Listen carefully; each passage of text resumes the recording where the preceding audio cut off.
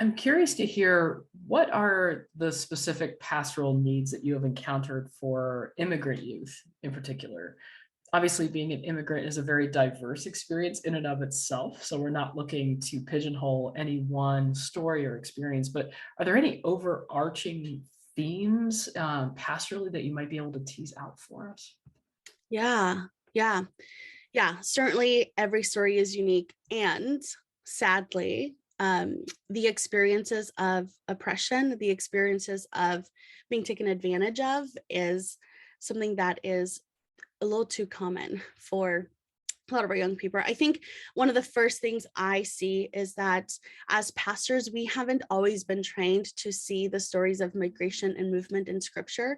So we don't often know how to respond theologically to questions of movement. I remember being really young. I was about 11 years old, and we had just immigrated. Well, we had been in this country for 2 years, and it was a Sunday night service. And back in my day of those services, it was just story and song. So it's testimonio y himnos. Like that's all we did. And in one of them, one of the aunties got up and she said, "Well, I need us to pray tonight because my family, my family is going to be crossing the border, and I need us to pray." And it was this moment where the whole community just knew what was going to happen. The whole community knew what was at stake. And the whole community prayed for God to miraculously bring them on the other side. That also led to an incredible organizing, because when they came, it was, well, they needed a place to stay. And so there was somebody's garage that was transformed, and people brought in, used appliances and everything to like house them in that space. And so when I think of those realities that I grew up with, and so for me, scripture was something that spoke to my reality.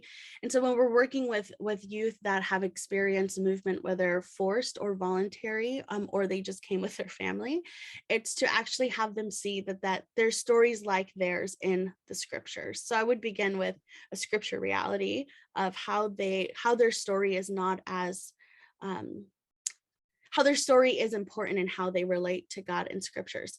There's also just some reality systemic scamming happening. The word in Spanish is notario, and notarios in Latin America have a different legal role than notaries here in the United States. And so that is a very often commonplace of scamming, where families are being asked to give $10,000s. And so they all, many of my friends, they all would live in one household and would all work to have one person start their process.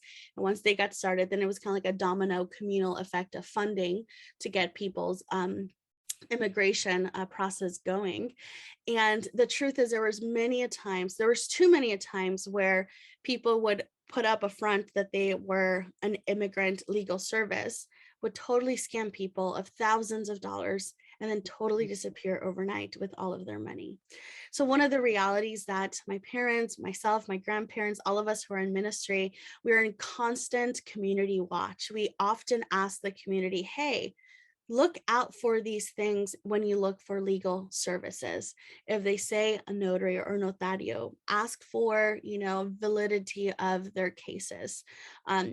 There's certainly an awareness to know who is offering this in your zip code, who is offering this in your community, and for the church to be a hub to discern, is this a place that is trustworthy to get documentations done?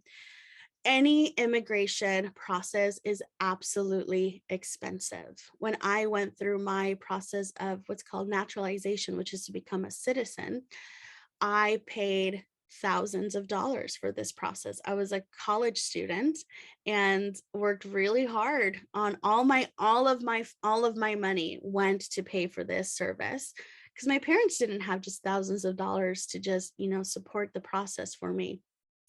And so one of the realities is funding is actually helping people offset the cost of this. So for those who don't know, immigration processes, you are charged by form. So my naturalization back like almost 10 years ago, my just paperwork that I needed to turn in was $800 to turn in one piece of paper.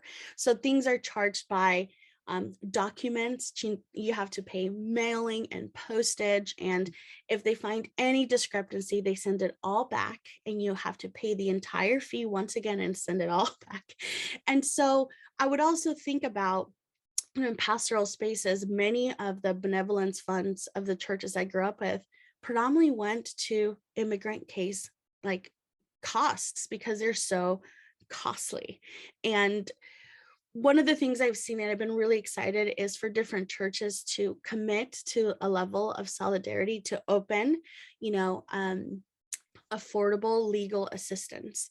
One of the things that my dad did, because there were so many cases in our church, is that he actually went and became Immigration Review Board certified because and there's many pastors who have done this, where you go through a particular organization and you have the basic training. Immigration law changes all the time. That's another reality that people often forget. The process I took to become a citizen, some things stayed the same, some posts stay the same, but the process changes.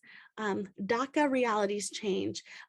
My refugee visas change. And particularly now, after as we live through a global pandemic, everything has been delayed. So what used to take 2 years, people are now on a wait list for 10 to 12 years for for what is considered a simple process.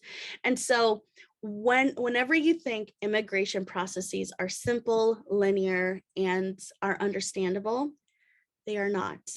I went through my citizenship interview and naturalization process when I was a senior in college. And there's many times when I, a senior in college, called crying to my dad because the forms were it's like tax forms times 10 of it's just confusing. And so here I was, a college student who understood English pretty well. And so you could just imagine how filling out these forms and how easy it would be to scam and to lie and to take advantage of those whose English may not be as fluent as mine was, and how unfortunate and evil that is. And so for pastoral needs is a basic understanding of immigration law, being up to date with how it changes. Every administration changes things. Every administration sends a trickle of things that make things more cumbersome, more difficult. The second is to have the church be a discerning space for resources. We would often, during different ministry spaces, my dad would make a case to say, hey, we want to let you know that we just found out that there's a new notary office that opened up. And we just want to let you know that that's not the place where we recommend that you go. We really want you to go to these 2 resources that we know that have had successful cases that will not leave you stranded. When possible, to have a benevolence fund or a finance, like that's the fund in my denominational space. So whatever language it is, to help offset the cost of these procedures. There isn't a procedure for immigration law that will be less than $1,000 per whatever.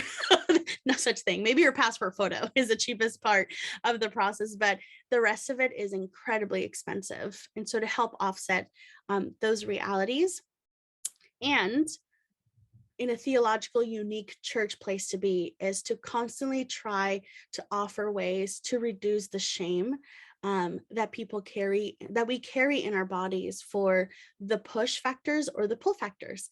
Because even if you came for an opportunity, we left behind family, we left behind community, we left behind things in order to say yes to this. So a space for people to openly lament and grieve what a yes, apparent yes to this movement, all the no's that they left behind, particularly around holidays. So where everything in my community would light up with lights and people get excited. The months of October through January were actually deep and hard seasons for the Latina immigrant church I grew up with, because every other week you had a reminder of how far you were from family, how much you missed your family, how far you were from your kids, how much you miss your kids.